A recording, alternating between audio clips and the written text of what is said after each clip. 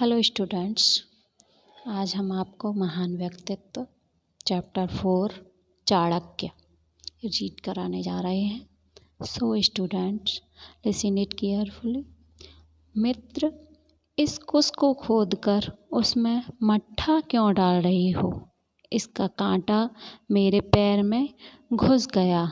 मैंने कांटा तो निकाल लिया, किंतु यह फिर किसी के पैर में न चुभे, इसलिए इसे जड़ से नष्ट करना चाहिए। ऐसे विचार थे चंद्रगुप्त तथा चाणक्य के बीच।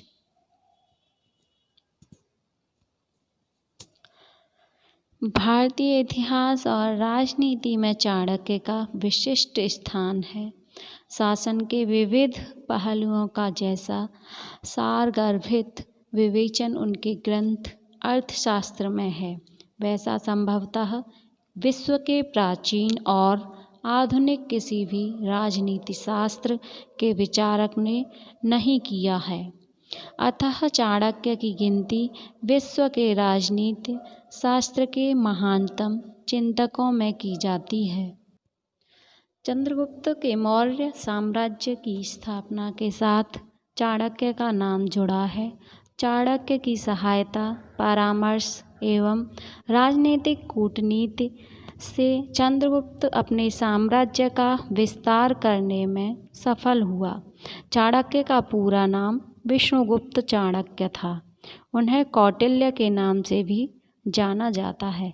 चाणक्य तक्षशिला के एक ब्राह्मण के पुत्र थे।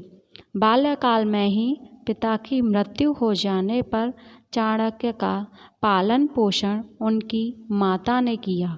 तक्षशिला में रहकर उन्होंने ज्ञानार्जन के साथ साथ दर्शन का भी अध्ययन किया। चाणक्य परम विद्वान थे, परंतु बहुत क्रोधी एवं उग्र स्वभाव के थे। युवा होने पर चाणक्य जीविकोपार्जन के लिए मगध साम्राज्य की राजधानी पाटलिपुत्र पहुँचे।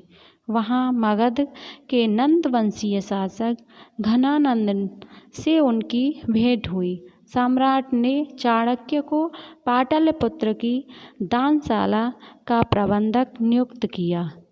कटु और उग्र स्वभाव होने के कारण चाणक्य को वहाँ से पदच्युत कर दिया गया। उन्होंने इसे अपना अपमान समझा और सम्राट घनानंद तथा नंद वंश के विनाश करने की प्रतिज्ञा ली।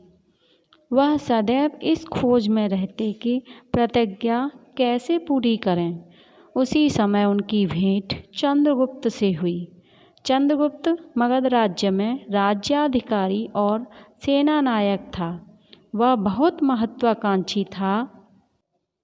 वह मगध साम्राज्य पर अपना आधिपत्य स्थापित करना चाहता था। चंद्रगुप्त और चाणक्य की भेंट रास्ते में हुई। कुश में मट्ठा डाल रहे चाणक्य को देखकर चंद्रगुप्त उनके दृढ़ निश्चय से प्रभावित हुए और उन्होंने चाणक्य को अपना सहयोगी बना लिया।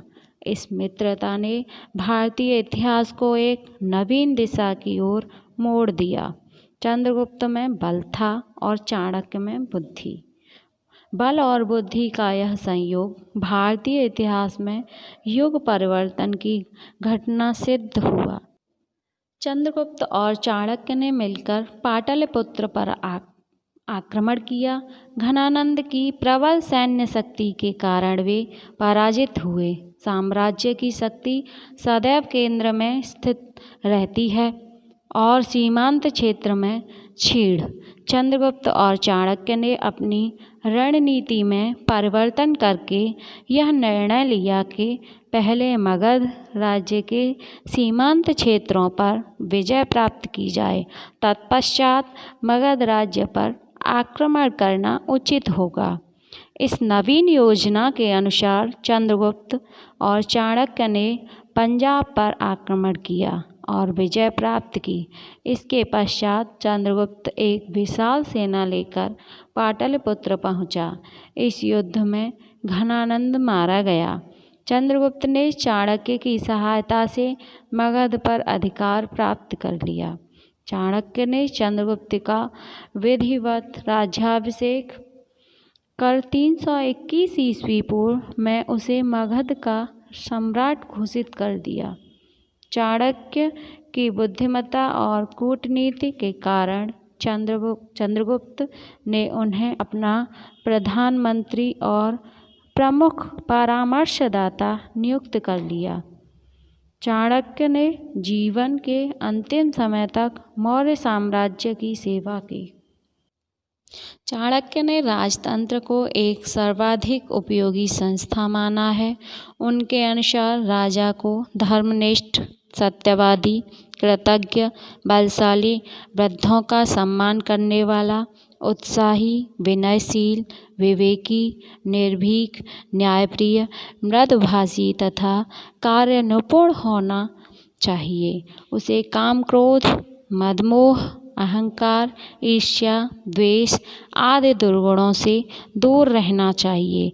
इस प्रकार राजा में न केवल राजा के ही गुण वरन श्रेष्ठ व्यक्तियों के सभी गुण होने चाहिए। चाणक्य के अनुसार राज्य का यह कर्तव्य है कि आकस्मिक और प्राकृतिक आपदाओं से नागरिक की रक्षा करे। राज्य को अपंग, शक्तिहीन, वृद्ध, रोगी और दीन दुखियों का पालन पोषण करना चाहिए। राज्य को शिक्षा की व्यवस्था करनी चाहिए।